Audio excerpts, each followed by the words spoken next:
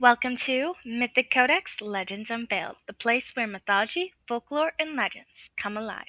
I'm your host Eliza, and tonight we'll uncover the stories that have captivated humanity for thousands of years. Turn the page, our journey begins now. Image walking through a cave so dark you can't even see your own hands. The air smells like wet stone. Then you hear it. A single flap of enormous wings. Something is circling above you. Before you can run, razor-sharp claws dig into your shoulders. A mouthful of knife-like teeth tear into your neck. The last thing you ever see is the face of the death bat. Tonight, we're descending into one of the darkest legends ever told, the terrifying Camazotz, the death bat of the ancient Mayans. This isn't just another monster story. It's a tale of sacrifice, blood, decapitations, and a creature set to haunt the very entrance to the Underworld.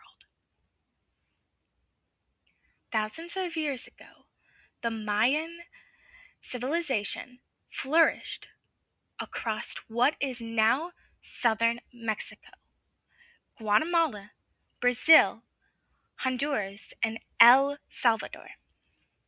They built towering pyramids, mapped the stars with astonishing accuracy, and believed the world was filled with powerful gods and terrifying supernatural beings. Among the most feared was the Camazotz, whose name means death bat. Unlike many mythical creatures that simply frighten children, the Camazotz was woven into scarred stories and religious beliefs. Some scholars believe the legend was inspired by encounters with giant bats and vampire bats that lived throughout Central America. Seeing these creatures emerge from caves at dusk, covered in darkness, would have been enough to inspire fear. But the myth transformed these real animals into something far more horrifying. A monstrous bat deity connected to death itself. So, I have a question for you guys. If you walked into a cave and you heard giant wings echoing around you, would you keep going or turn around immediately? See, for me, I would probably turn around immediately. Which is kind of interesting because when I was really little, we had these caves. They were called Maribel Caves. They were located in Wisconsin, and we actually went in them. Some of them were kind of muddy, but then they closed most of them off, so you can't really go in them anymore unless you actually have a tour guide with you. But it was pretty interesting. But now hearing this, I probably wouldn't go in there. Camazotz ruled a terrifying place called the House of Bats, one of the deadly chambers within Xibalba, the Maya underworld. Xibalba wasn't simply a place where people went after death. It was a realm designed to test, torture, and destroy anyone foolish enough to enter. The House of Bats was pitch black. The walls echoed with screeches. Thousands of bats covered every surface. And somewhere among them waited the Camazotz. The most famous story came from the Pulba Vu, the scarred book of the Kayach Maya. The hero twin, Hunahpu, and Shabalake entered Shilabals to challenge its deadly rulers. When night fell, they hid inside their balgans to avoid the bats. But Hunahpu made one fatal mistake. He peeked inside. That single moment was enough. Camazotz swooped down, and with one lightning-fast strike, he cut off Hunahpu's head. Not wounded, not scratched, completely decapitated. The gods later replaced his head, allowing the hero twins to continue their journey. But the image of the death bat claiming a human head became one of the most unforgettable scenes in Mayan mythology. So, I have another question for you guys. Would curiosity get the better of you? Or could you stay hidden all night knowing monsters were flying inches away? See, normal bats kind of like freak me out a little bit. So I don't know. I would stay hidden. I wouldn't want to go out there and see monstrous bats. I'm good. That's not for me. But let me know what you guys think. Image a creature larger than any bat you've ever seen. Its wings blot out the moon.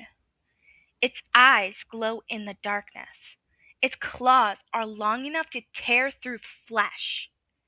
Its teeth are stained with blood. Some versions describe its descending silently before striking with terrifying speed, leaving victims with slashed throats, crushed bones, or missing heads. Blood would soak the cave floor as the creature disappeared back into the darkness. Some later legends even claim the Camazotz drank the blood of its victims before vanishing. Whether these stories were literal or symbolic, they cemented its reputation as one of mythology's most horrifying figures. So, could it be real? Some scientists believe ancient extinct bats may have helped inspire the legend. Others point to real vampire bats, which fed on the blood of animals and occasionally humans. Ancient people encountering swarms of bats emerging from caves every evening may have believed they were watching the servants of a god. So, here's one of the last questions I have for you.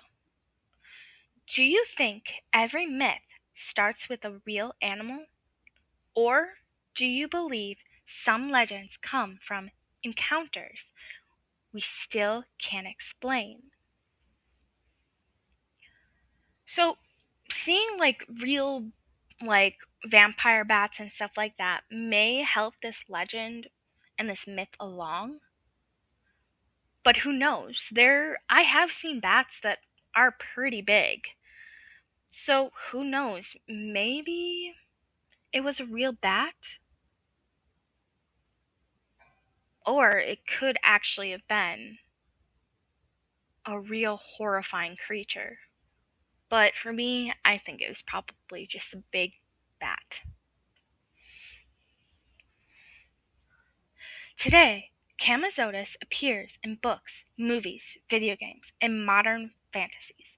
But none of these versions captured just how terrifying the original legend was.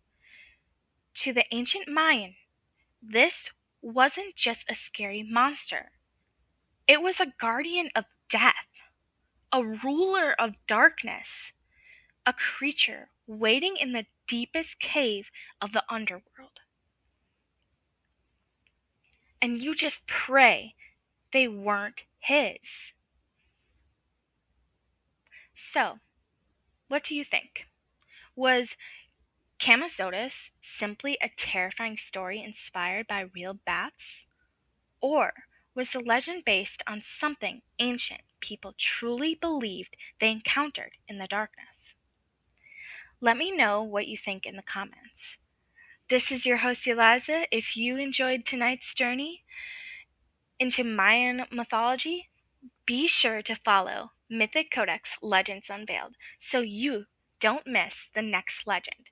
Until then, stay curious, stay cautious, and if you ever find yourself standing at the mouth of a cave after sunset, you may want to think twice before stepping inside.